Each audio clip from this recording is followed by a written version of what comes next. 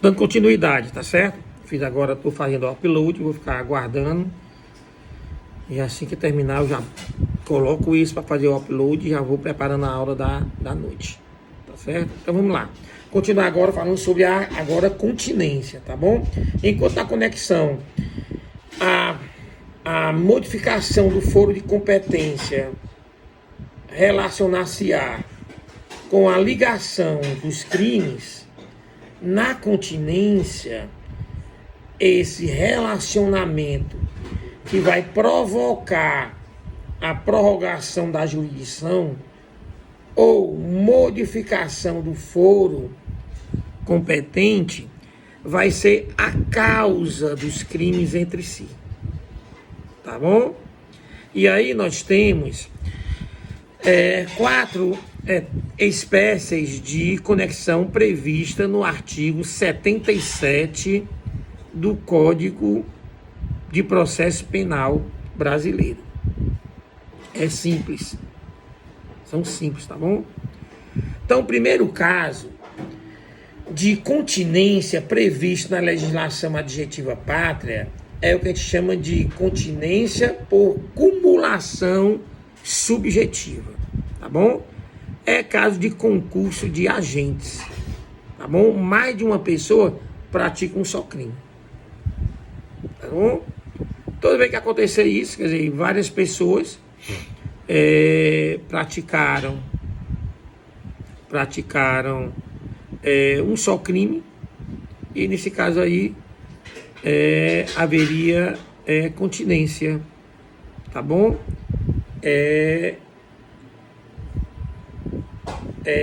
Prorrogação de jurisdição. Aí você diz, mas só um crime, já está definido. Não. Você deve observar que quando nós estudamos jurisdição e competência, nós observamos que tem o que nós chamamos de foro privilegiado. Estão lembrados? O foro especial. Tu imagina, por exemplo, um governador de estado e o seu assessor direto cometem o mesmo crime, né? Cometem o mesmo crime. E aí? Qual é o foro competente? O governador do estado tem foro competente, Tribunal de Justiça. Já o assessor dele, né? O assessor dele é jurisdição comum, justiça comum. Qual seria? Tá bom? Então, é caso sim de continência. É caso sim de prorrogação de jurisdição ou modificação de competência. Entenderam aí? Primeiro caso. O segundo caso é a continência por cumulação objetiva. Nesse caso aí nós estaríamos diante de um concurso formal de crime, onde uma única pessoa, através de uma única ação, tá certo? Provoca mais de um crime. Tá certo? Provoca mais de um crime. Tá bom? Só isso pode acontecer? Pode sim. Às vezes você está... Imaginemos num caso de aborto provocado por terceiros. Tá bom? E aí ele pode causar lesões também. Não apenas o crime de aborto contra terceiros. Abortos através de terceiro, provocado por terceiro. Ele pode provocar não apenas o aborto em si, tá certo? A morte do feto, mas pode vir a causar, inclusive, lesões seríssimas na gestante, né? Na mãe. Tá bom? Então, ele, às vezes, uma só ação ali, trabalhando, ele venha a praticar mais de um crime. Tá bom? Isso eu estou dando um exemplo bem assim, bem sem nuance, sem entrar dentro da profundidade do caso. Tá bom? Às vezes, no estudo, no conhecimento mais profundo dessa situação, pode ser que se destaque. Mas no caso especificamente, você pode sim, através de apenas uma ação, você provocar mais de um crime. E aí nós saímos, então o concurso formal de crimes, tá bom? Ele, que é aquele caso em que uma pessoa, através de apenas de uma ação ou omissão, ele pratica mais de um crime. Nesse caso aí é sim, caso de prorrogação de jurisdição. Tranquilo? Terceiro caso é o que nós chamamos de aberratio ou aberratio ictus, que seria o erro na execução, tá certo? João quer matar Pedro e quando vai executar o homicídio, mata Paulo. Tá vendo aí? Erro. Então, nesse caso aí, nós estamos diante também, sim, de continência e não de conexão, de continência, tá certo?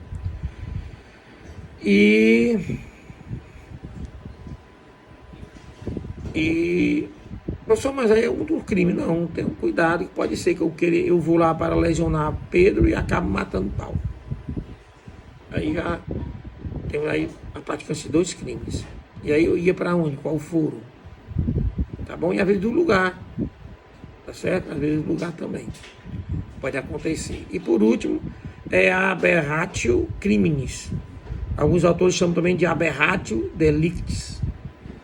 Nesse caso aí, já não é um erro de execução, mas é um resultado diverso do assumido, né? Do pretendido pelo agente, tá certo? Ele quer causar um dano, e acaba por causar uma lesão corporal grave. Entenderam? Vou dar um tiro no pneu desse carro. Vai dar um tiro no pneu do carro, querem causar um dano, ele acaba, a bala ricocheteia e vem a lesionar gravemente ou matar alguém. A gente chama isso de resultado diverso do pretendido, tá bom? Aí isso pode vir também a ser entendido como uma continência, e se for uma continência, consequentemente, poderia haver a modificação do foro de competência. Pronto, em termos de continência e conexão, é até aí. Analisamos o artigo 76 e o artigo 77. E agora, nós vamos passar para as regras de fixação ou regras de atração. Porque o que nós estudamos até agora são as causas da prorrogação, as causas da modificação do foro competente, que pode ser a conexão ou a continência, tá certo? Mas agora vamos tentar ver quais são as regras, tá no artigo 78, quais seriam as regras de definição do foro prevalente. O que é o foro prevalente? Pela própria palavra está dizendo, é aquele que vai prevalecer entre 2 foros competentes. Qual que vai prevalecer? Tá bom? Aí a primeira regra é, quando nós tivermos uma causa de prorrogação de jurisdição, onde ali vai haver 2 justiças, a justiça estadual versus justiça federal. Qual a que prevalece? Vai prevalecer a justiça federal. É uma súmula do STJ, tá bom? A súmula 122. Tranquilo? Próximo caso, justiça comum e justiça eleitoral. Qual prevalece? Justiça eleitoral. Tá bom? Então estamos diante de uma conexão de crimes comuns e crimes eleitorais. Nesse caso aí, a justiça eleitoral é que vai ser a competente. Terceiro, justiça comum de um lado, do outro lado, competência do júri. Tá certo? E aí prevalece a competência do júri, tá bom? Por exemplo, aquele caso lá que eu falei para vocês, uma conexão, tá bom? Aquele que é consequencial, né? Uma conexão objetiva consequencial, aquela em que eu pratico um crime para ocultar um outro. Eu até coloquei, eu ocultei o cadáver, tá bom? Para que não fosse descoberto o crime de homicídio. É um exemplo. Nós estamos, a ocultação de cadáver não é um crime contra a vida, tá bom? Mas o homicídio é. E crimes cometidos, crimes dolosos contra a vida, é tribunal do júri. Então eu estaria diante de dois crimes, um da justiça comum e o outro da justiça competente do júri. Prevalece o júri, certo? Quarto, a competência do júri versus o foro especial, tá bom? Estamos diante de uma pessoa que ela tem foro especial. Agora, esse caso é um caso muito específico, tá certo? É uma jurisprudência do STF que diz o seguinte: se esse foro especial tiver previsto na Constituição estadual, por exemplo, secretário de Estado. Secretário de Estado ele tem foro especial previsto na Constituição do Estado do Ceará, tá certo? E ele venha a cometer um crime contra a vida, tá bom? Aí nesse caso aí prevalecerá, tá bom? O júri. Ixi, começou a chover, coisa boa, viu? Começou a chover, tá certo? Tranquilo? Quinto caso, Justiça Eleitoral e Tribunal do Júri, tá bom? Aí nesse caso, não vai prevalecer nenhuma nem outra. Vai haver uma separação de processos e, consequentemente, separação de julgamento. Então, o que for relacionado ao crime de eleitoral vai para a justiça eleitoral, o que for relacionado ao crime doloso contra a vida, tribunal do júri, tá bom? Outro caso, justiça comum de um lado e justiça militar do outro. Separa, tá bom? Separa. Quando for para separar, às vezes vai acontecer do crime ser doloso contra, o crime pode ser comum e ao mesmo tempo militar. Aí vai, obviamente, especialidade militar. Mas acontece que pratica-se de mais de um crime, em conexão, por exemplo. Nesse caso aí, dessa forma, tá bom? Separa, tá bom? Se for júri versus militar, também separa. Se for eleitoral versus militar, também separa. Então nós vimos aí até agora 8 regras de atração, tá certo? Ou regras de definição do foro prevalente. Nono, de um lado nós temos foro especial versus foro especial, certo? Imaginemos nós temos aí um senador da República, tá bom? O senador da República que comete um crime junto com o governador do estado. Todos os dois têm foro especial, tem não? Mas diversos, né não? Diversos. No caso, o foro mais graduado vai vencer. E no caso, o foro mais graduado é o do senador, que é o STF. Então, vai lá tudo para o STF, tá bom? Então a praticância de um só crime é praticado por exemplo, né? O deputado federal e o governador, foros diferentes. No entanto, tanto o governador como o deputado vão ser julgados pelo STF, tá bom? Pelo quê? Por continência ou conexão. O que é que vocês acham nesse caso? Hein? Nesse caso aí, nós estamos diante de uma continência, tá bom? E aí, vamos agora para o próximo. Foro especial. Aí, estamos diante de uma situação assim, ó. Foro especial. A pessoa cometeu foi foro especial, juntamente com uma pessoa que cometeu um crime, mas tem uma pessoa comum. E praticaram um crime não doloso contra a vida. Tá bom? Um crime não doloso contra a vida. Então, imaginemos. O governador e o seu assessor, como eu falei para você, né? O governador e o assessor praticaram um crime de, sei lá, propina. Cobraram propina. Tá certo? Nesse caso aí, separa-se.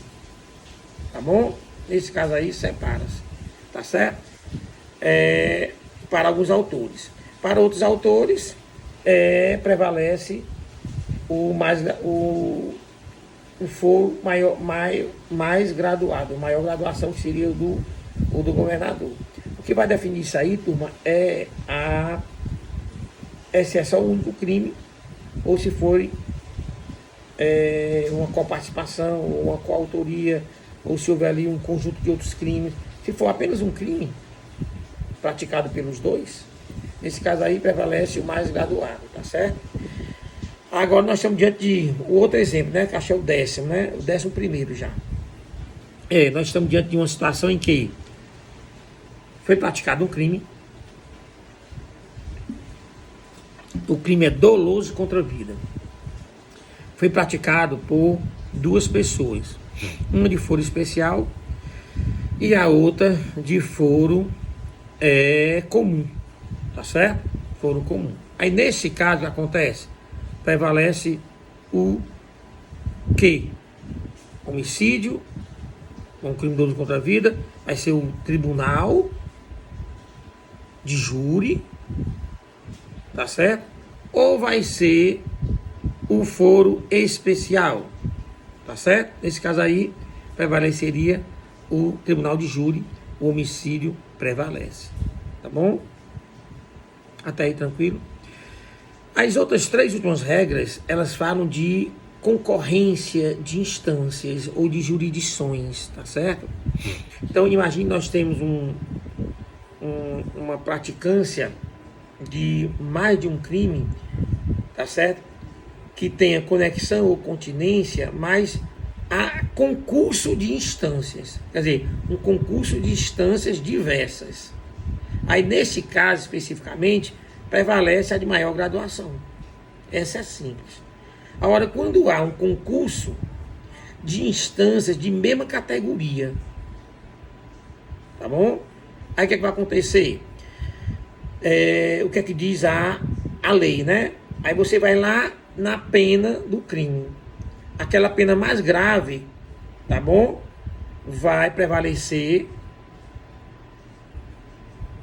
para definir qual o foro competente. Então, o foro competente vai ser aquele do crime de pena mais graves. Só que às vezes acontece que houve a praticância de dois crimes, tá bom? E eles têm a mesma pena, tá bom? Aí o que a lei diz? Vai prevalecer o foro onde ocorreu o maior número de crimes. E se porventura continuar o mesmo número de crimes para cada instância, com as mesmas penas, aí nós vamos lá para a prevenção. Então o foro competente vai ser definido pela prevenção. E nós já vimos que pela prevenção, o que seria a prevenção? Seria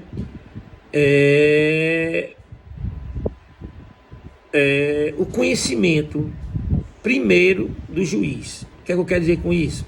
O foro vai ser definido por aquele juiz que primeiro se manifestou nos autos que apuram esses crimes. Tá bom? Nós já vimos sobre prevenção. Tranquilo? Professor, o senhor até agora falou sobre esses tipos de regras de fixação. E aí eu pergunto ao senhor, se porventura acontecesse de haver uma prorrogação de jurisdição, seja por continência, seja por conexão, que houvesse ali, de um lado, a justiça especial, criminal, e do outro lado, a justiça comum. Qual que prevaleceria? E a regra é o seguinte, a regra é que prevalece a jurisdição comum, tá bom? Só que todas as vezes que isso acontecer, se for possível, tá bom? Trazer alguns institutos da jurisdição especial para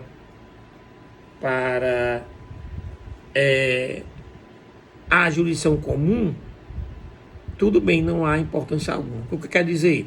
Geralmente acontece, quando geralmente acontece uma discussão, uma dúvida, uma prorrogação de jurisdição entre justiça especial criminal e justiça comum, tá certo? O que é que vai acontecer? Vai acontecer que vai prevalecer a justiça comum, mas se for possível nós trazermos de lá a transação penal, a conciliação civil, para compor a justiça comum, isso é o que deve ser feito, tá bom? É como se fosse uma relativização da jurisdição especial, tá certo? Tranquilo? E para encerrar, só para lembrar, tá bom? Quando professor, que vai acontecer a separação de processos, ou separação de julgamento, tá certo? E aí você, vou dizer quais são os casos. Nós já vimos a maioria deles aqui, eu vou só relembrar, tá bom? Então, toda vez que houver justiça comum versus justiça militar, separa-se. Toda vez que houver justiça comum e justiça da infância e juventude, separa. Toda vez que houver uma discussão de foros competentes, tá bom? Onde um dos corréus sofreu uma doença mental superveniente, então é óbvio que um deles vai ser separado. Um vai ficar suspenso, o outro vai continuar. Aquele que teve a doença mental superveniente fica lá suspenso. O outro continua. Então, há uma separação de julgamentos, tá bom? Também quando houver corréu foragido. Né? Estamos diante de uma situação em que há mais de uma pessoa cometer um crime, mas um deles está foragido. Nesse caso aí também haveria, sim, uma separação de julgamento. Isso quando não puder ser julgada a revelia. Tem situações em que não pode ser julgada a revelia. Outros podem, tá certo? Outras, às vezes, há circunstâncias de tempo e lugar diferentes. Isso pode causar uma certa confusão, uma certa dúvida no foro competente. Nesse caso aí, é facultativa. E neste caso, é facultativa a separação, tá certo? De competência. Quem vai fazer esse julgamento, né? Quem é que vai ter essa faculdade? O juiz. Não é só em caso de circunstância de tempo e lugar, não. Quer dizer, circunstâncias temporais, circunstâncias espaciais, não. Todas as vezes que o juiz julgar a conveniência de separar processos, ele conseguir convencer as partes, vai haver essa separação, tá bom? Toda vez que houver essa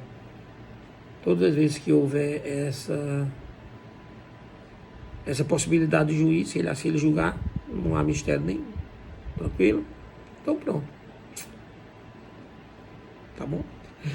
A gente encerra a aula de hoje, encerramos. A partir da próxima semana nós vamos começar a estudar provas no processo penal. Eu acho que vai ser umas 3 aulas, ou 2 ou 3, no mínimo 2, sobre provas. E pelo que eu estou vendo aqui, vai dar tempo para a gente encerrar o nosso programa, tá certo? Se cuidem, tá bom? Vamos aguardar as notícias do porvir aí nos próximos dias. E estamos por aqui. Qualquer coisa,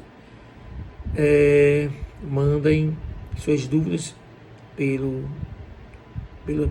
e-mail essa semana, tendo em vista que hoje nós não teremos tira dúvidas, porque estamos em época de avaliação parcial. E o nosso NDE, o nosso núcleo diretor estruturante, aconselhou os professores a não sobrecarregar os alunos. Tranquilos? Tchau. Saudade medonha mesmo de vocês. O nosso ambiente lá da faculdade. Mas vai passar. Abração.